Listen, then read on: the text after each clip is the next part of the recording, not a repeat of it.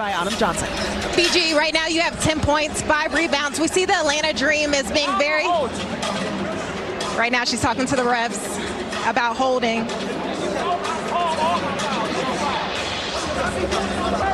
We're going to send it back to you guys. Very important question. Brittney Griner was caught on tape during a game with the Indiana Fever, dropping racial slurs against Caitlin Clark, and pretty obviously doing so. Behind the scenes of the WNBA, something strange is happening. Caitlin Clark, one of the most celebrated stars in basketball history, isn't just facing pressure from the spotlight, she's being targeted by her own league. And it's not even subtle anymore. According to insiders, there's an unspoken agreement among players this season, not to welcome her, not to support her growth, but to make her feel every second she's on the court. The hits aren't illegal, but they're relentless. Elbows on screens, bodies crashing into her after every shot. A constant storm of physicality, just intense enough to avoid a whistle, but brutal enough to wear her down. And it's working. 2 weeks into the season, she's already dealing with an injury. Clark last year. There's not going to be cheap shots this year, but there's going to be a physicality to the way that they defend her. Not in a cheap way, but just a physical. I haven't seen it. Maybe Michael Jordan when he played the Detroit Pistons. If you're tired of the double standards and ready to hear the truth the media won't say out loud, hit that subscribe button. This is just the beginning. This isn't about competition, it's about control. When Caitlin Clark entered the league, she brought something the WNBA hadn't seen in years: attention. Ratings spiked, tickets sold out, merchandise vanished overnight. But instead of embracing that spotlight, some players made it their mission to dim it. Why? Because she didn't come up through the system. She didn't play by the unwritten rules. She didn't earn it, they say. That's the highest compliment you can give Caitlin Clark. And if the players are going to play within the rules, I think that's fair game. And Confucius says all the time, the standards you set for somebody is what you really think. So by that standard, this league and its players know how good Caitlin Clark is. And the true test of greatness for her is, can she find... And that mindset? It's dangerous, because it reveals something bigger about the league: jealousy dressed up as toughness. Sure, the veterans claim it's just part of the game, that she needs to adapt. But the truth is, they're reacting to her fame, her following, the fact that, in just a few weeks, she became more recognizable than most of them have in a decade. And what happened next exposed the cracks in their own foundation. Instead of stepping up their game, some chose to make her a target. They didn't want her to elevate the league. They wanted her humbled. From rough defense to cold shoulders and post-game interviews, it's clear there's more going on than just basketball. This isn't competition, it's gatekeeping. Some of these plays, guys, watch some of these plays on Caitlin Clark. Look at this. Look at this.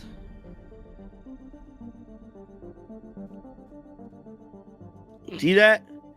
Grabbing, physically grabbing her, applying pressure, pushing her. Look at Brittney Griner. Every time she gets knocked down, more fans rally around her. Every hit, every headline, every moment of disrespect, it only fuels her legend. Because viewers can tell the difference between tough play and straight-up hostility. They see what's happening, and they're picking sides. So the question is, why is the WNBA letting it happen? If the league truly wanted to grow, Caitlin Clark should be protected like the investment she is. Instead, they're treating her like a threat. But here's the truth: without her, the ratings drop, the hype fades, and the league goes back to silence. Find a way to adapt. That's probably going to be the most interesting part of this journey here in season number 2.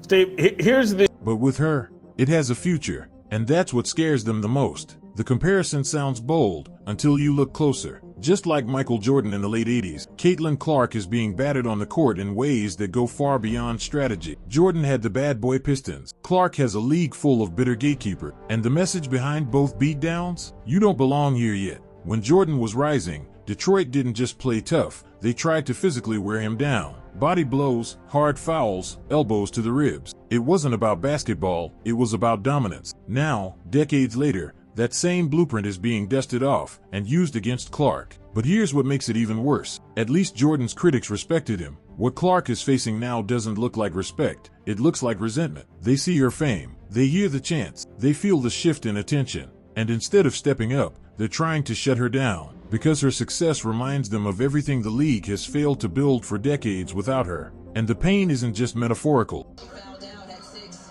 and it was the ticky-tack fouls, and again, Caitlin Clark doing a little bit of an acting job.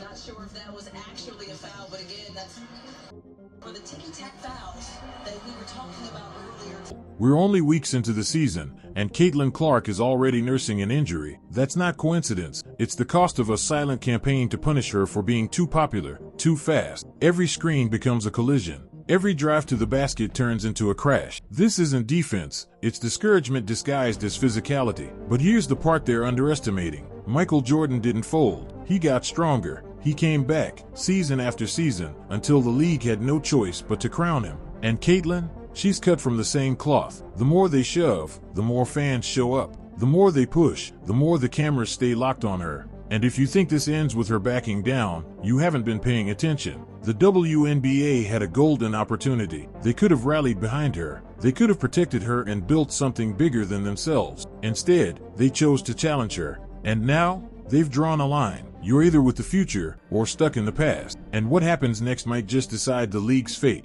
Brittney Griner wasn't just fired up during her recent game. She was on a mission to dominate the sideline as much as the court. Cameras caught her yelling at refs, pacing with aggression, and throwing around words that wouldn't fly in most locker rooms, let alone a league trying to build a family-friendly image. It wasn't just intensity. It came off masculine, loud, and deliberately confrontational. Not the kind of image that grows a sport still fighting for mainstream respect. Instead of leading with grace, Griner barked like she was trying to prove something. To the refs, the cameras, or maybe to herself. But that wasn't the whole story. Her behavior didn't happen in a vacuum. This wasn't a bad call or a single heated moment. It felt like a pattern. Like a player who knows the spotlight's fading and is trying to snatch it back by any means necessary. Griner's sideline antics weren't just embarrassing. They were a warning sign that some of the league's biggest names are more interested in intimidation than inspiration. And the damage may already be done. Fans tuning in for Caitlin Clark, for skill and storylines, are being hit with something else entirely. Profanity, confrontation, disrespect. That's not competition, it's chaos. And the worst part?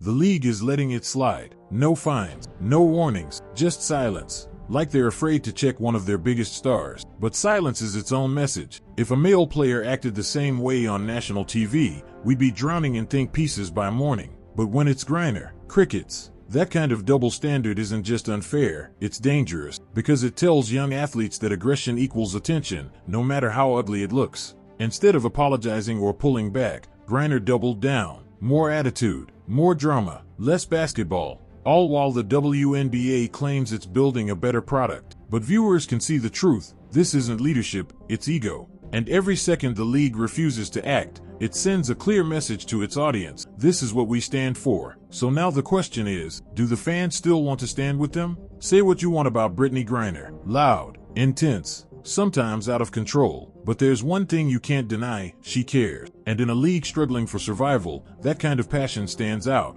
Even Steve Kim, someone who openly admits he's not a WNBA fan, couldn't ignore it. He pointed out something few are willing to say. The WNBA plays harder than the NBA. That's not praise, it's a wake-up call. Because while WNBA players are diving for loose balls and screaming at refs in Game 3 of the season, NBA stars are barely jogging back on defense in December. They've made coasting an art form, load management, rest nights, saving energy for the playoffs. And fans, they're sick of it. They're paying hundreds for tickets, only to watch millionaires treat the game like a practice run. But that wasn't the shocking part. The truth is, WNBA players don't have the luxury of apathy. They don't have max contracts, no private jets or sneaker empire. Every minute counts, every point matters, and for many of them, one bad season means they're out, no second chances. That's why the emotion is real. The intensity isn't for show, it's survival. So when Griner loses it on the sideline, it's ugly, but it's also real. Compare that to the NBA, where stars skip interviews, mail in performances, and act like the regular season is beneath them. It's not competition, it's entitlement. And worst of all, the league protects it. They fine coaches for calling it out. They ignore the fans complaining, because in the NBA's eyes, the brand matters more than the battle. And here's where things get exposed. For all the WNBA's flaws, and there are plenty, it still has something the NBA lost a long time ago: hunger. Players like Griner may cross the line, but at least they're fighting for something. The NBA? It's a highlight reel without heart. Flashy, yes, but empty. You'll get dunks, not drama, stats, not stories. And the craziest part? It's the league with less money, less support, and less fame that's playing like everything's on the line. Meanwhile, the billion-dollar empire is walking through the motions. Maybe that's why new fans are starting to notice the difference and asking the uncomfortable question, who really wants it more? The question nobody in the mainstream media wants to answer, but everyone's thinking. During a heated game, Brittney Griner was caught on camera yelling something. To some, it sounded like effing white girls. Others claimed she said whack call. But here's the problem, it even sounded like a racial insult, and yet the outrage? Barely a whisper. Imagine flipping the script. If a white player, especially Caitlin Clark, was caught yelling effing black girls, even in frustration, the sports world would have exploded overnight. Front page headline, #campaigns, think pieces from every major outlet, demands for suspension, apologies, sensitivity training, and probably calls to end her career. But when it's Griner, it's swept under the rug like it never happened. But that wasn't the only double standard. Even when Griner's defenders admitted she may have crossed the line, they shrugged it off. Heat of the moment, they said. She's emotional, they argued. Suddenly, excuses poured in. But ask yourself, do those same excuses work when the roles are reversed? Not a chance. There's a clear bias here, and fans are starting to notice. And the league? Dead silent. No statement, no review, no discipline, nothing. The same WNBA that fines players for comments about refs didn't say a word about Griner potentially dropping a racial slur on live TV. And the silence is louder than the words, because it tells viewers there are different rules for different people. But here's the part they can't ignore. More and more fans are tuning in, not just for the game, but to see how their favorite player is treated. They're watching closely. They're comparing reactions, and when they see one player get dragged for a comment while another gets protected, it sends a message loud and clear. This isn't equality, it's politics. So now fans are asking a bigger question. Is this a league built on fairness or favoritism? Because if Griner can say what she said without consequence, while someone like Clark would be crucified for less, then the problem isn't just about race or language. After Brittney Griner's on-court outburst sparked a wave of controversy, defenders rushed in to do damage control. Their message? Relax. It's just locker room talk. Nothing more than heat-of-the-moment energy from a passionate player. No harm, no foul. But that's exactly the problem. When the stakes are high and the cameras are rolling, those moments matter. What someone says under pressure tells you who they really are. And in this case, Griner wasn't caught celebrating a win or lifting her team. She was caught ranting, loudly, emotionally, and possibly crossing a line. Yet somehow, the narrative quickly shifted from "what did she say?" to "why are you even asking?" And the spin only got worse. Pundits and ex-players called it overblown. Media personalities brushed it off. That's just how athletes talk, they said. Funny, because that same defense never seems to work for everyone. When certain players speak out, they get fined, suspended, dragged. But when it's someone the league likes, suddenly it's just passion. But that wasn't the only contradiction. Fans weren't buying it. Clips went viral. Debates broke out online. And even casual viewers were asking the obvious question, if this was truly no big deal, why are so many people scrambling to explain it away? Why twist the story if there's nothing to hide? Because deep down, they know it wasn't nothing. In a league desperate for attention, every public moment shapes perception. And this moment made it clear, double standards are alive and well. The fact that Griner's words were instantly dismissed as normal shows just how protected some players really are.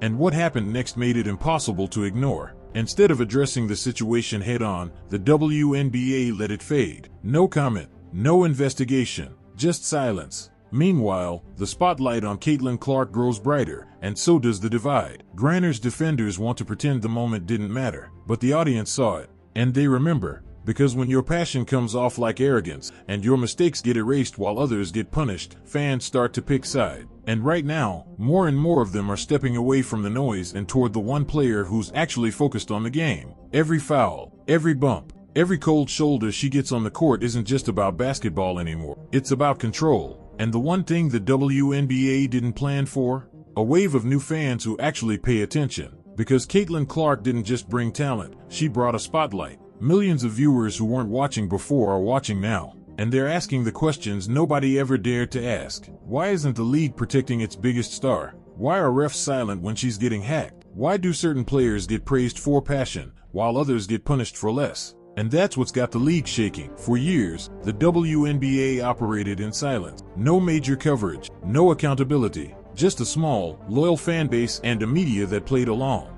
But Clark changed that overnight. Suddenly, every game clip is going viral. Every cheap shot is slowed down and analyzed, and every moment of disrespect is being called out. But that wasn't all that changed. These new fans aren't loyal to the league, they're loyal to her. And that's a threat, because the moment she's treated unfairly, they speak up. They don't fall in line. They don't understand the culture. They don't stay quiet. And that kind of audience? It's exactly what the WNBA never wanted, fans who ask why. Why is the league tolerating behavior that turns away casual viewers? Why are veterans more focused on tearing Clark down than building the game up? Why does it feel like the rules change depending on who's involved? And here's the answer they don't want you to hear. Because the league isn't built for stars, it's built to protect status. And Clark, she disrupted everything. She didn't wait her turn. She didn't kiss the ring. She earned her spotlight without playing by the old rules. And now, the system's exposed. The players who spent years being ignored are angry, but instead of elevating their game, they chose to gang up on the one person who actually brought the world's attention. And what happens next could decide the future of the league. The WNBA can either adapt, protect its stars, hold players accountable, and grow with this new wave of fan. Or it can keep playing defense, protecting egos instead of progress. But make no mistake,